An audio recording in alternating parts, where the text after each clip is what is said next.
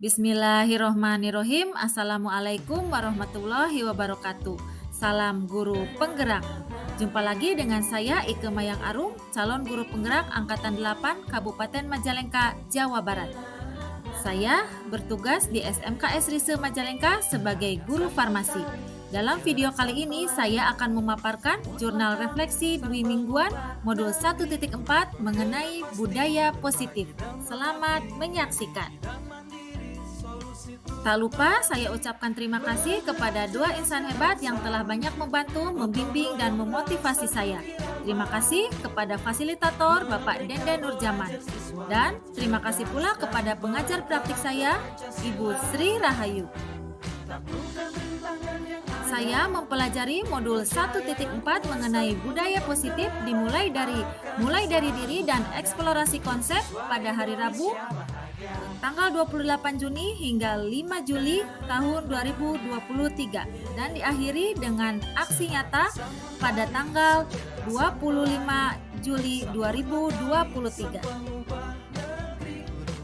Model refleksi yang saya gunakan adalah 4P atau 4F, di mana yang pertama adalah fact atau peristiwa, yang kedua adalah feelings atau perasaan, yang ketiga adalah findings atau pembelajaran, dan yang keempat adalah future atau penerapan. Baiklah, mari kita awali dari fact atau peristiwa. Saya menikmati berbagai peristiwa yang saya alami dan pengetahuan-pengetahuan baru yang didapatkan dalam mempelajari modul 1.4.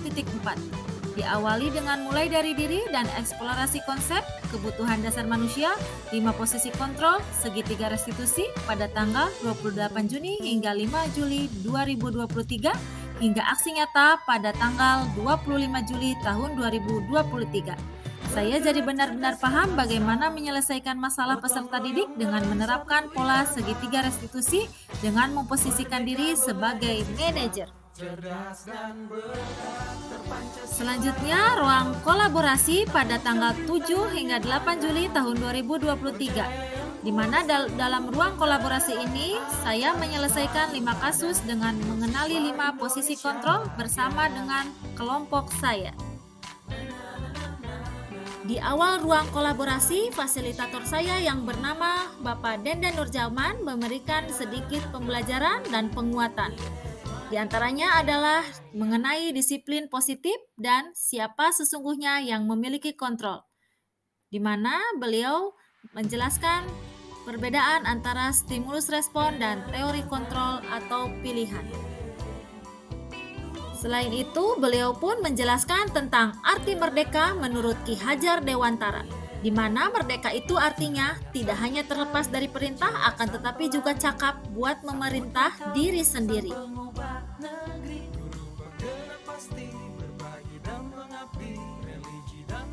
Selanjutnya, fasilitator kami, Bapak Denden Nurjaman, membagi ruang kolaborasi menjadi beberapa kelompok, di mana saya mendapatkan anggota kelompok sebagai berikut.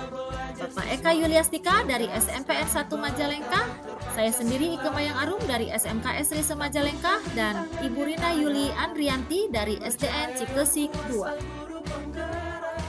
Selain dalam ruang kolaborasi, kami kelompok 3 juga melakukan diskusi di luar ruang kolaborasi, yaitu melalui Google Meet pada tanggal 8 Juli tahun 2023 pada pukul 13 sampai dengan 14.30 waktu Indonesia Barat. Dalam diskusi tersebut, kami mencoba menyelesaikan 5 buah kasus yang akan kami presentasikan pada malam hari. Masing-masing kelompok mempresentasikan hasil diskusi pada tanggal 8 Juli tahun 2023 pada pukul 18.30 sampai 21.30 waktu Indonesia Barat, di mana kelompok saya yaitu kelompok 3, hasil diskusi dipresentasikan oleh Bapak Eka Yuliastika, dan saya sendiri dalam kelompok bertugas sebagai moderator, dan Ibu Rina Yuli Andrianti bertugas sebagai penanya dan penjawab pertanyaan dari kelompok lain.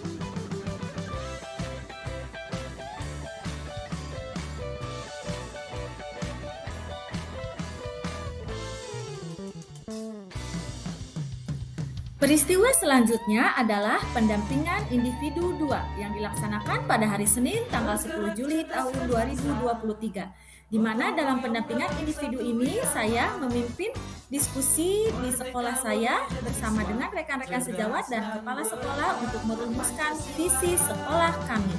Taklukkan rintangan yang ada, percaya yang kuasa guru penggerak akan selalu ada untuk siswa Indonesia bahagia.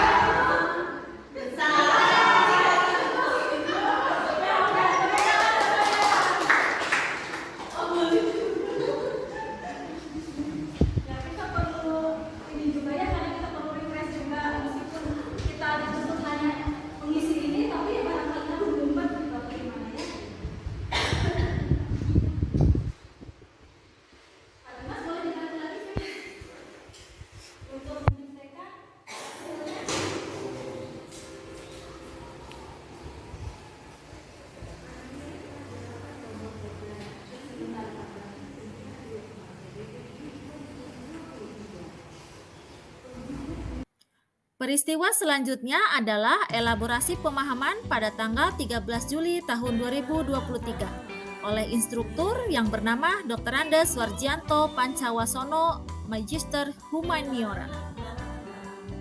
Dalam elaborasi pemahaman, instruktur kami menjelaskan mengenai hal-hal berikut: disiplin positif, teori kontrol, dan teori pilihan oleh Dr. William Glasser. Teori motivasi perilaku manusia, arti merdeka menurut Ki Hajar Dewantara, dihukum oleh penghargaan, bentuk program kebajikan atau apresiasi, hukuman dan konsekuensi, apa itu restitusi, dan 9 ciri-ciri restitusi, di mana instruktur kami menjelaskan bahwa restitusi adalah proses menciptakan kondisi bagi murid untuk memperbaiki kesalahan mereka, sehingga mereka bisa kembali pada kelompok mereka dengan karakter yang lebih kuat. Restitusi juga merupakan proses kolaboratif yang mengajarkan murid untuk mencari solusi untuk masalah mereka dan membantu murid berpikir tentang orang seperti apa yang mereka ingin menjadi, tujuan mulia, dan bagaimana mereka harus memperlakukan orang lain. Segitiga restitusi, kebutuhan dasar manusia, kegiatan pendalaman keyakinan kelas melalui tabel T dan Y, mengapa tidak peraturan saja, mengapa harus keyakinan kelas, perubahan paradigma melalui kegiatan kepalan tangan, perubahan paradigma, stimulus respon, dan teori kontrol atau teori pilihan. Siapa sesungguhnya yang memiliki kontrol? Dan perbedaan stimulus respon dan teori kontrol atau pilihan.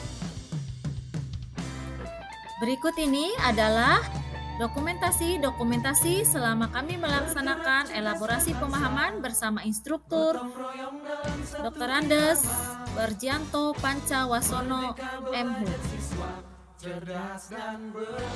Peristiwa selanjutnya adalah Lokakarya 2, di mana Lokakarya 2 ini mengusung tema menyempurnakan visi, membuat keyakinan kelas, dan penerapan segitiga restitusi. Berikut ini adalah dokumentasi selama kami melaksanakan kegiatan Lokakarya 2.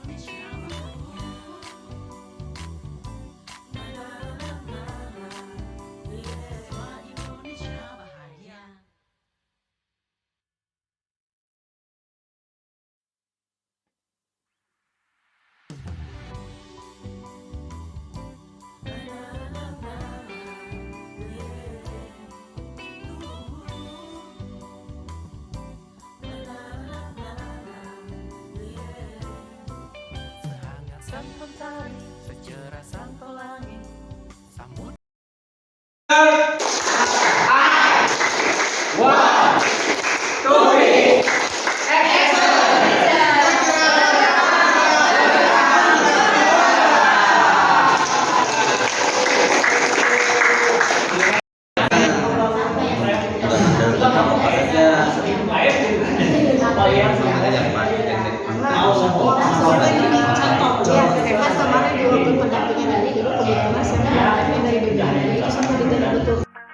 Peristiwa yang terakhir adalah aksi nyata, di mana dalam aksi nyata kali ini saya mengadakan seminar mengenai budaya positif pada tanggal 25 Juli tahun 2023. Dalam seminar tersebut, saya menjelaskan tentang nilai-nilai kebajikan universal, teori motivasi, keyakinan kelas, 5 posisi kontrol, segitiga restitusi, dan lain-lain mengenai budaya positif.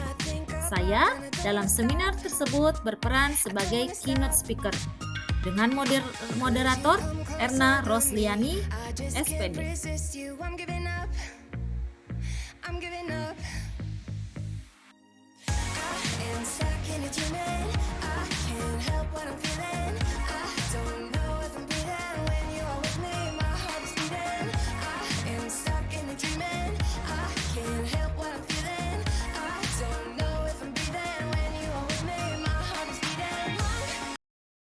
Motivasi perilaku manusia. Ya. Ada 3 motivasi perilaku manusia. Yang pertama, untuk menghindari ketidaknyamanan atau hukuman. Misalnya, si murid itu berbuat baik hanya karena motivasinya agar tidak mendapatkan hukuman. Nah, saya datang tepat waktu agar saya tidak dihukum Bu Ike. Agar saya tidak mendapatkan hukuman dari OSIS misalnya seperti itu. Itu untuk menghindari ketidaknyamanan atau hukuman. Itu motivasi yang pertama. Yang kedua, untuk mendapatkan imbalan atau penghargaan dari orang lain.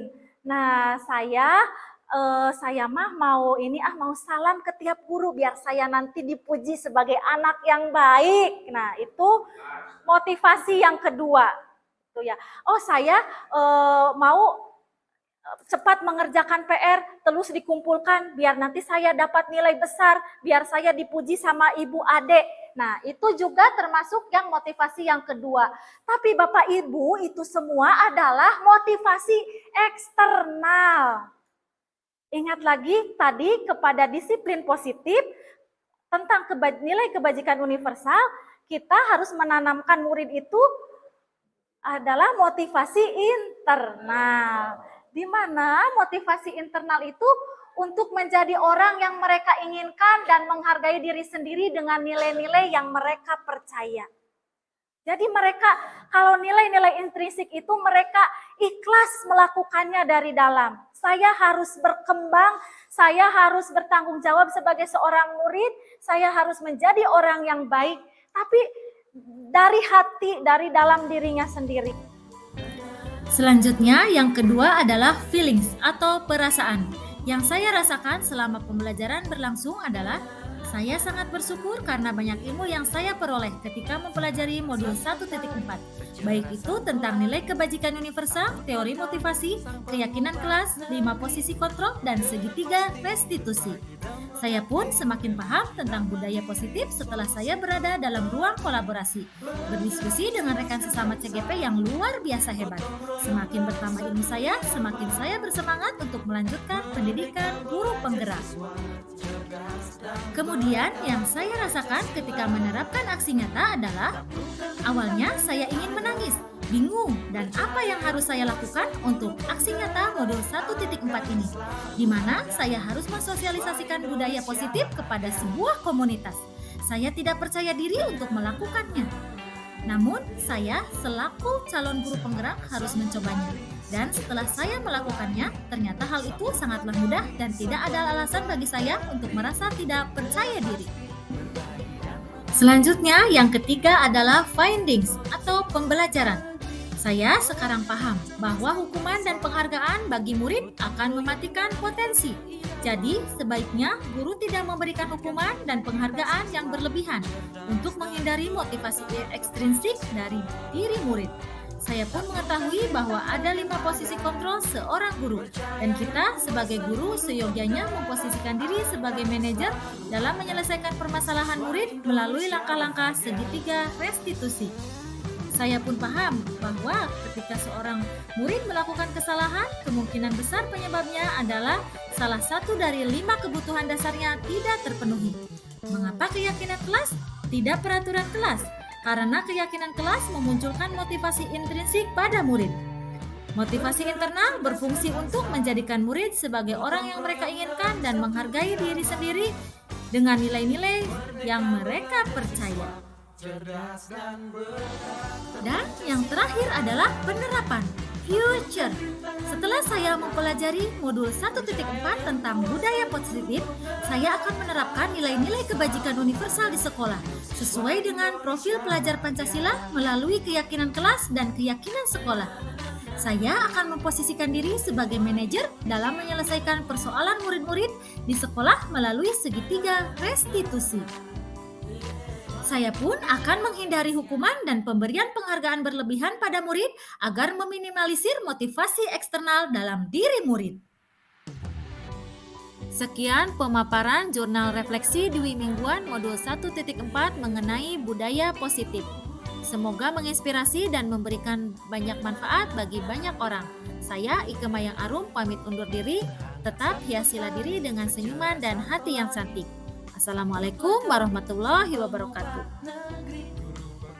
Salam guru penggerak, tergerak, bergerak, dan menggerakkan. Gerak cerdas berbangsa, gotong royong dalam satu irama. Merdeka belajar siswa, cerdas dan bergerak, terpancasila.